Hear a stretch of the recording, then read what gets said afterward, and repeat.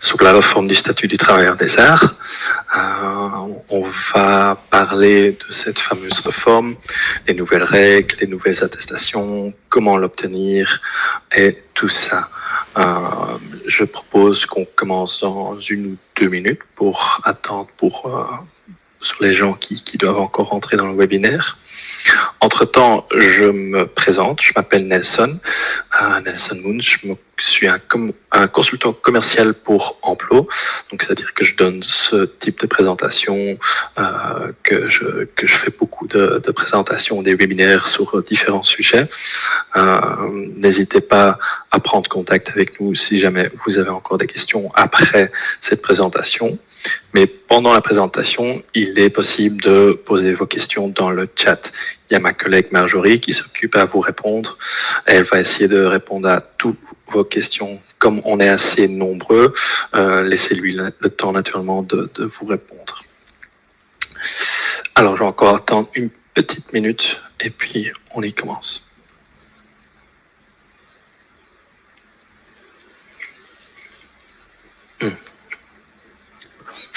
Juste pour être sûr, vous m'entendez bien et vous voyez très bien. Allez, vous voyez bien la présentation. Si vous pouvez me dire ça dans le chat, j'ai oublié de demander là tout de suite. Super, ok, tout marche. Alors encore une petite minute et puis on y commence.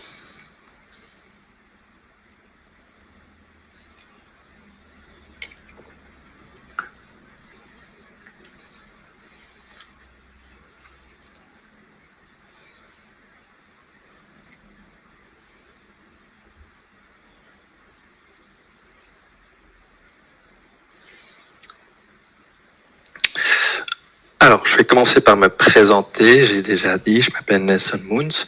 Je travaille déjà quand même, je pense, 6-7 ans pour Amplo. Là, je suis consultant commercial. Donc, une de mes fonctions, c'est de donner ce type de présentation, de webinaire, expliquer le statut des travailleurs, tout ça. Comme beaucoup de personnes chez Amplo, en fait, je viens aussi du milieu créatif, artistique. Moi, j'ai fait des études de cinéma, mais maintenant, je suis vraiment plus spécialisé dans la musique en tant que manager de plusieurs groupes. Et c'est ça qui est quand même chouette à Amplo, c'est que notre équipe, c'est toutes des personnes qui viennent du milieu artistique. Ma collègue Anaïs, elle a fait aussi des études de cinéma en tant qu'actrice, donc on connaît le milieu. C'est vraiment notre passion et notre point fort. Alors, on va faire 1 ou 2 slides sur qu'est-ce que Amplo est et qu'est-ce qu'on peut proposer. Après, on va vers le vif du sujet, la réforme. Alors, Amplo, on pourrait dire que c'est comme un bureau social pour artistes, mais on préfère de dire qu'on est un partenaire RH du secteur créatif et culturel. On existe déjà plus que 20 ans et on est actif dans toute la Belgique. Donc Bruxelles, Flandre, Wallonie, on est actif sur tout le pays. On est vraiment un gros employeur dans le secteur créatif artistique, vu que Amplo devient en fait l'employeur légal chaque fois que vous travaillez via nous. Donc, qu'est-ce qu'on offre concrètement? C'est la liberté d'un freelance avec la protection d'un salaire. Ça veut dire que comme un indépendant, vous allez pouvoir facturer comme vous voulez et quand vous voulez, mais vous allez avoir la protection d'un employé. Donc, vu que Amplo devient employeur légal, en fait, on va vous traiter, on va vous donner la sécurité d'un employé, même si c'est pour des courtes périodes. Ça dépend des contrats intérimaires que vous avez avec nous. Donc, vous-même, vous n'avez pas besoin de numéro de TVA. Nous, on fait en sorte que vous avez des contrats de travail temporaires chaque fois que vous avez une mission. Donc, vous avez une mission, on fait un contrat de travail, on vous assure, on vous déclare, on vous paye et puis on envoie une facture vers votre donneur d'ordre. Donc, le but d'Amplo, c'est que toute cette partie administrative et facturation n'est plus votre tâche. Vous pouvez vous concentrer sur l'essentiel et nous, on fait tout le boulot administratif pour vous.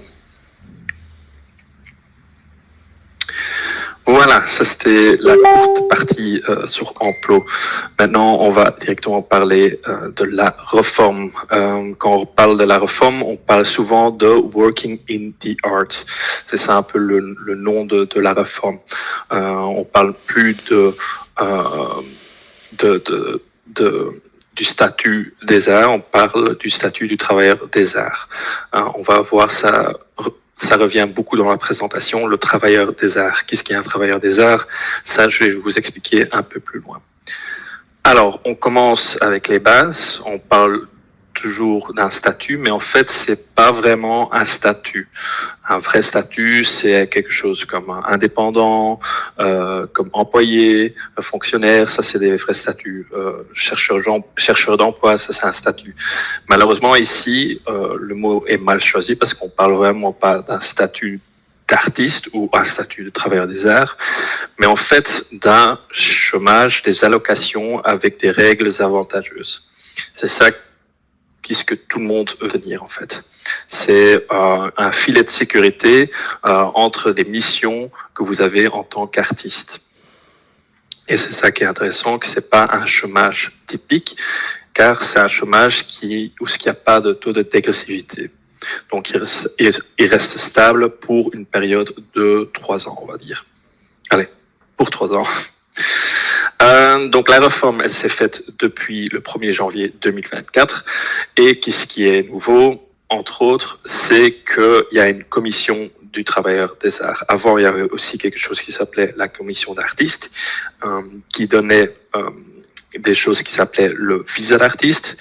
Ça n'existe plus, c'est un peu remplacé par la commission du travailleur des arts, qui est une commission avec plus de pouvoir. C'est la commission qui va attribuer les attestations que je vais expliquer un peu plus loin dans la présentation.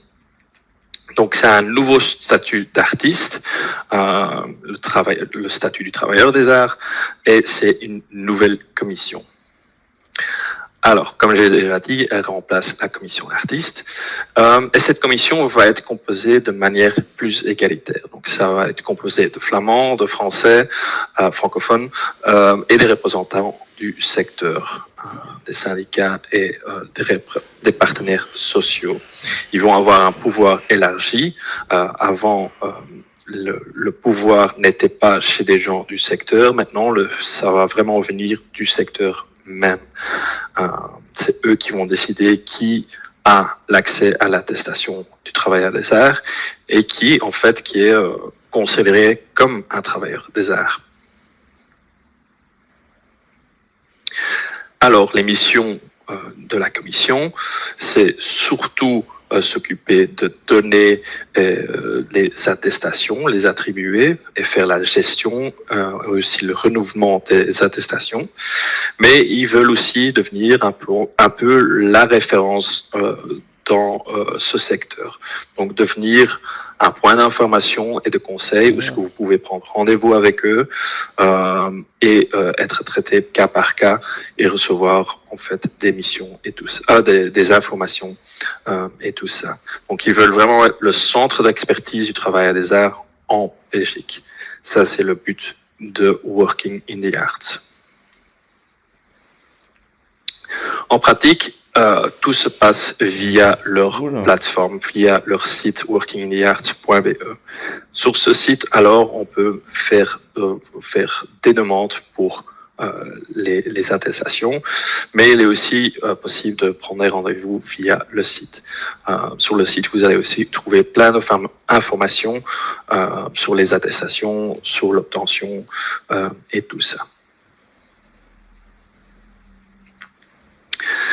Alors, quelque chose qui est nouveau, qui remplace quelque chose d'ancien, c'est le IAA, les indemnités pour les arts en amateur. Les IAA remplacent quelque chose qui s'appelait le RPI. L'RPI, c'était la rémunération pour les petites indemnités. Qu'est-ce que c'était concrètement? C'était les RPI donnaient la possibilité aux artistes d'être payés pour des petites prestations artistiques d'un maximum de 125 €.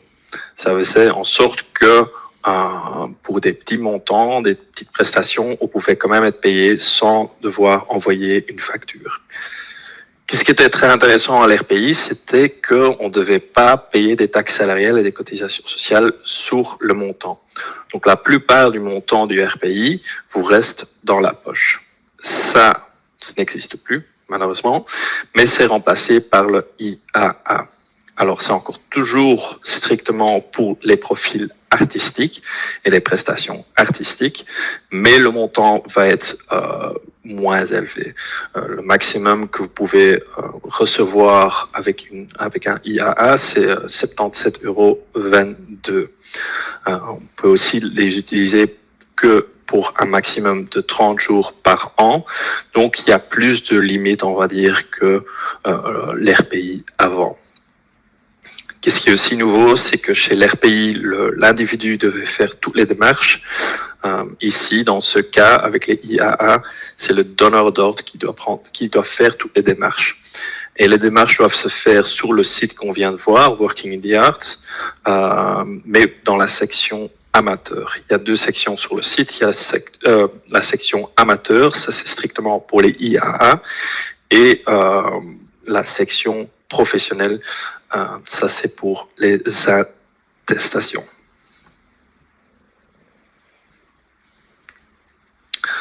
Alors, j'ai déjà mentionné le travailleur des arts, mais qui est un travailleur des arts? Comment on peut savoir qui est considéré comme un travailleur des arts et qui n'est pas? Il n'y a pas encore une vraie liste, il n'y a pas un cadastre, il n'y a pas une liste de fonctions où ce qui est écrit oui ou non. Mais il y a une phrase qui est conçue par la commission avec laquelle la réponse va nous dire si quelqu'un est considéré comme un travailleur des arts, oui ou non. Et cette question, c'est est-ce que votre participation est essentielle au produit final artistique. Donc ça veut dire si on vous sort de l'équation pour la production artistique et on vous remplace par quelqu'un d'autre, est-ce qu'on va voir, entendre, sentir la différence? Par exemple, si on remplace un acteur par un autre acteur, il y a une grosse différence. Il va jamais jouer comme un autre acteur. Ça va déjà pas être le même physique, mais il y a une différence claire entre les deux productions artistiques finales. Ça peut être la même chose pour un technicien d'image ou quelqu'un qui fait le son. Ça va jamais être la même chose que si on remplace la personne. Il y a toujours une différence. Donc ça, il faut se dire, est-ce que vous avez un impact final sur la création artistique? Si la réponse est oui, vous êtes considéré comme un travailleur des arts. Ici dessous, on a mis plusieurs, on va pas dire secteurs, mais profils qui sont considérés comme des travailleurs des arts. Tout le monde qui est devant la caméra ou sur scène va être automatiquement considéré comme un artiste. Mais il y a aussi des fonctions techniques derrière la caméra, derrière la scène, en dessous de la scène, on va dire, qui sont aussi considérés comme des travailleurs des arts. Par exemple, des runners ou des roadies qui n'ont pas d'impact vraiment sur le produit final artistique vont malheureusement pas être considérés comme un travailleur des arts. Si jamais vous avez un doute sur votre fonction, si c'est considéré artistique ou pas artistique, n'hésitez pas de mettre votre question dans le chat. On n'a pas toutes les réponses naturellement parce qu'on n'est pas la commission, mais on a quand même déjà un peu d'expérience et beaucoup de feedback des gens qui travaillent à la commission ou qui ont déjà fait leur demande d'attestation. Donc on peut avoir déjà une idée de ce qui est considéré artistique ou pas artistique par la commission des arts.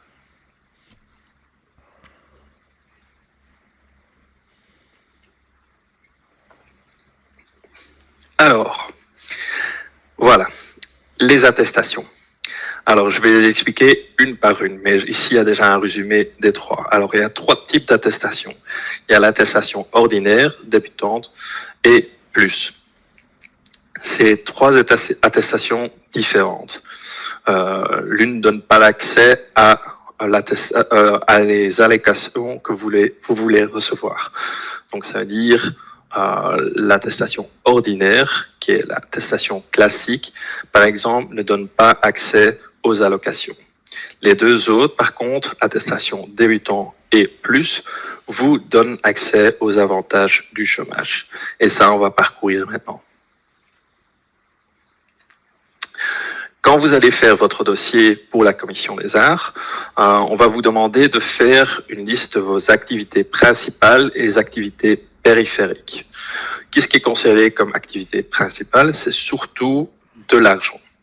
De l'argent que vous avez reçu pour vos activités professionnelles artistiques. Donc ça peut être des contrats de travail, ça peut être des C4, des fiches de paye pour prouver que vous avez été payé en tant qu'artiste. Qu'est-ce qui est pris en compte aussi? C'est des revenus que vous avez reçus pour des droits d'auteur ou des droits voisins. Et ça, c'est quand même intéressant parce que ça, dans le passé, ça comptait pas. C'était que strictement du salaire qui comptait. Qu'est-ce qui compte aussi? C'est des prix ou des bourses que vous avez reçus en tant qu'artiste. Tout ça, c'est nouveau et c'est vraiment intéressant pour obtenir les montants que vous devez avoir pour recevoir l'attestation. Donc, il y a plus de montants et de manières d'être payé qui sont prises en compte pour obtenir l'attestation. Maintenant, pour donner vraiment forme à votre dossier, on va aussi vous demander de remplir des activités périphériques. Des activités périphériques ne décident jamais vraiment la validité de votre dossier, on va dire, mais ça peut vraiment donner un contexte et de la forme à votre dossier pour démontrer en fait que vous êtes vraiment actif et que vous faites beaucoup pour votre profession artistique. Qu'est-ce qu'on peut mettre dans les activités périphériques? Des formations suivies ou données. Donc, par exemple, cette formation ou cette présentation webinaire, vous pouvez parfaitement mettre l'inscription de ce webinaire dans votre dossier. Ça démontre une certaine activité, une proactivité pour vous professionnaliser dans le secteur. Qu'est-ce qui compte aussi, c'est les IAA ou les RPI.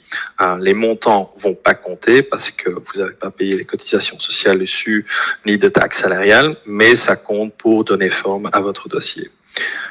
Tout le travail invisible, ça veut dire tout ce qui est tout le travail que vous avez fait en fait dans une création qu'on peut qui a pas été payé ou ce qu'il n'y a pas de remboursement, on va dire, d'effort, c'est-à-dire toute la conception derrière votre œuvre artistique peut être pris en compte par la commission des artistes.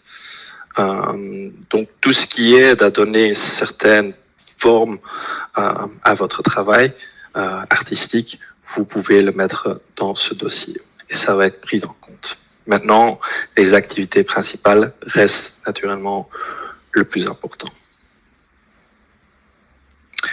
Alors, 3 cas de figure pour vous donner une idée de qu'est-ce qu'ils vont prendre en compte, quels dossiers ils vont accepter et lesquels pas. C'est en fait tous les dossiers qui sont en dessous de 1 000 € brut d'activité principale, ils vont même pas lire, ils vont automatiquement refuser ce dossier. Si vous êtes au-dessus des 65 400 000 € bruts pour les prestations principales en tant qu'artiste, votre dossier est directement accepté par la commission. Entre ces 2 limites, votre dossier va être lu par la commission. Alors, la première attestation que je vais vous expliquer, c'est l'attestation ordinaire. Alors, je dis du début, cette attestation ne vous donne pas accès aux allocations qui viennent après. Donc, l'idée classique du statut d'artiste, le statut du travailleur des arts, vous n'allez pas l'obtenir avec cette attestation. Cette attestation remplace quelque chose qu'on appelait le visa d'artiste. Le visa d'artiste, c'était comme une sorte, une carte ou une permission qui vous donnait accès à faire des contrats article 1 bis. Et c'est ça surtout le plus de cette attestation du travailleur des arts ordinaire, c'est faire des contrats article 1 bis. Parce que des contrats article 1 bis sont plus intéressants parce que vous payez moins de taxes salariales dessus. C'est-à-dire que vous allez recevoir plus de net avec des contrats article 1 bis qu'avec des contrats classiques. Mais il faut avoir cette attestation ordinaire pour les faire. Si vous avez eu un visa d'artiste, vous allez automatiquement avoir une attestation ordinaire. Donc je rappelle, cette attestation ne donne pas accès à l'allocation du travailleur des arts. Pour l'avoir, il faut, comme toujours, faire un dossier et il faut apporter la preuve d'une pratique professionnelle dans le secteur des arts. Il faut au moins prouver 1 000 € bruts sur 2 ans avant votre demande. Et si vous êtes au-dessus des 1 000 € bruts, on va lire votre dossier. Comme j'ai déjà dit, les personnes qui avaient un visa d'artiste vont automatiquement avoir l'attestation ordinaire. Cette attestation, elle est valable pour 5 ans et une fois les 5 ans, vous allez devoir la renouveler.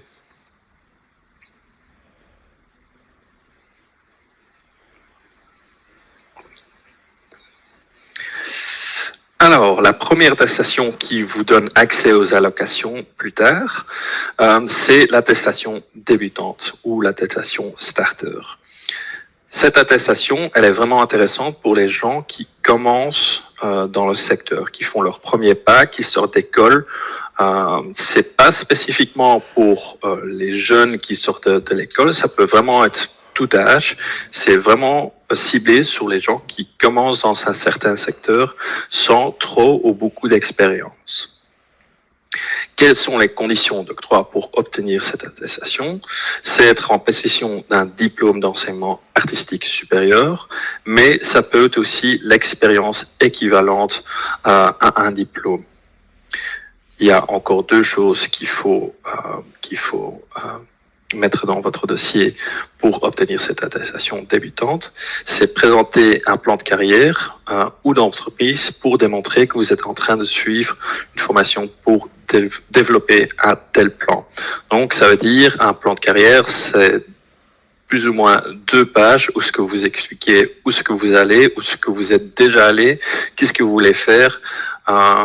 C'est vraiment donner une idée de où vous voulez aller en tant qu'artiste débutant. Et la 3e condition d'octroi, c'est sûrement la plus intéressante, c'est les montants que vous devez prouver pour l'obtenir, qui sont assez bas. Donc il y a 2 options, où vous prouvez au moins 5 prestations artistiques, ou vous prouvez que vous avez reçu 300 € bruts en total sur un cours de 3 ans précédentes à la demande. Donc c'est ou 300 € bruts ou 5 prestations artistiques.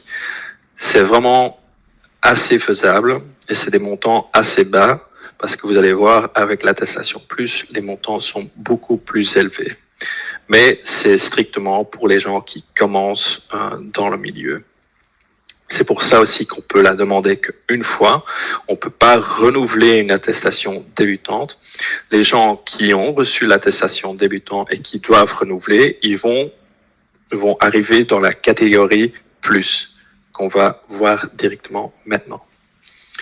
Alors l'attestation plus, c'est celle-là qui va être demandée la plus, je pense, vu que c'est un peu l'attestation la plus classique et demandée de toutes les attestations.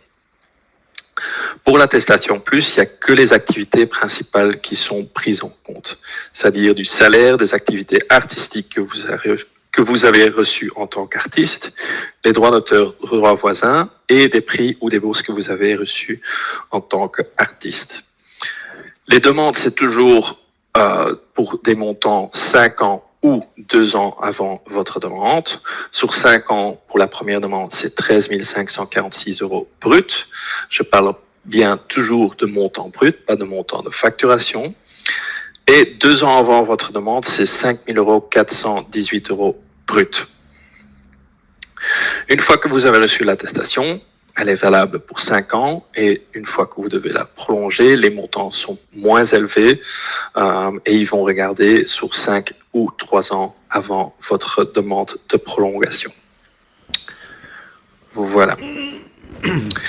Maintenant, une fois que vous avez reçu l'attestation plus ou starter, vous n'avez pas encore le statut du travailleur des arts.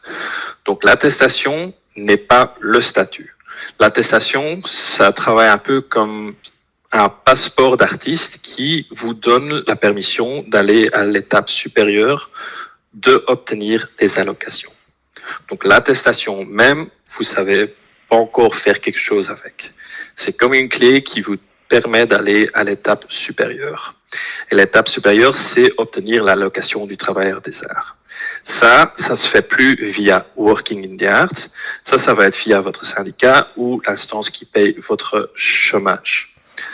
Pour faire la demande, il faut, comme j'ai déjà expliqué, avoir l'attestation plus ou débutant. Sans, c'est impossible. Et ici, pour obtenir l'allocation, il ne faut pas prouver du travail artistique, mais du travail tout court. Donc ça peut être artistique, non artistique, ça n'a pas d'importance. Si vous payez vos cotisations sociales sur votre salaire, ça compte. Donc ça peut être des prestations en tant que peintre et ça peut être des prestations en tant que barman. Il n'y a aucune distinction entre des fonctions artistiques et non artistiques. Les montants à obtenir sur les derniers 24 mois que vous devez prouver sont de 12 422 €. Pour le renouveler, c'est 3 ans après, les montants sont plus bas, c'est de 6 211 €. Vous avez peut-être déjà remarqué, mais donc l'attestation, elle est valable 5 ans, l'allocation, elle est valable 3 ans. Donc, ça veut dire que vous n'avez pas renouvelé les choses au même temps. C'est possible que dans le futur loin, ça va tomber sur la même année. Mais entre-temps, il y a l'attestation qui pourrait ne plus être... qui doit être renouvelée. Et puis plus tard, l'allocation. Et comme ça suit son chemin. Qu'est-ce qui est aussi... intéressant et nouveau, c'est que le travailleur ou la travailleuse des arts n'est plus soumise à la recherche d'emploi et ne doit plus répondre au contrôle. Même avec le statut maintenant, ce n'est pas encore le cas. Mais non, vous êtes vraiment protégé pour ce type de demande. Vous devez aussi pas avoir déjà le chômage, qui était le cas avec l'ancien statut. Avec l'ancien statut, il fallait déjà avoir le chômage normal avant de pouvoir faire la demande pour les allocations du travailleur des arts.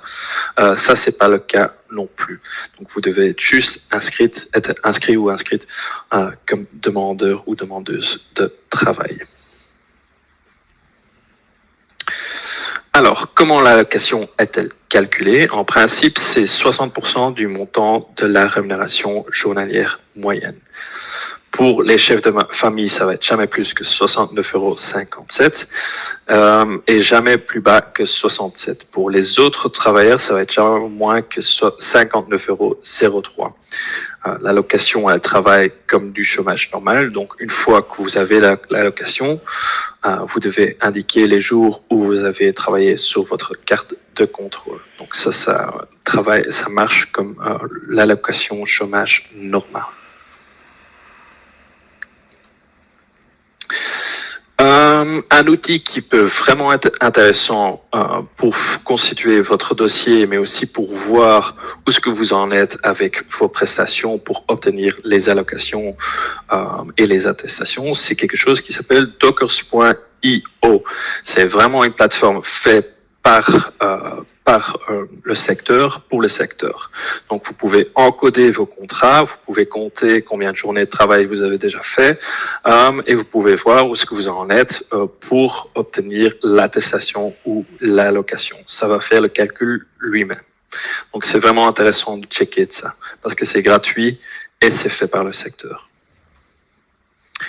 Voilà, un petit résumé de tout ça, des 3 attestations et des allocations, la valabilité, comment les obtenir, et qu'est-ce qu'on a besoin comme activité pour les obtenir. Il y a aussi les montants qui sont écrits. C'est vraiment un résumé très intéressant. Vous allez tous recevoir un playback, un replay de cette présentation. Il y a un lien qui va arriver dans votre boîte mail. Comme ça, vous pouvez regarder la présentation à votre aise. Il est aussi parfaitement possible de prendre contact avec nous, nous envoyer un mail, prendre rendez-vous, n'importe. On est là pour répondre à vos questions. Entre-temps, il y a sûrement ma collègue Marjorie qui s'occupe de répondre à vos questions dans le chat. Si la question n'est pas encore répondue, ça veut dire qu'elle n'y est pas encore, mais elle va répondre à toutes vos questions. Voilà, ça c'était ma présentation. Merci pour votre attention et j'espère vous revoir au bureau ou quelque part d'autre sur un de nos événements. N'hésitez pas à nous suivre sur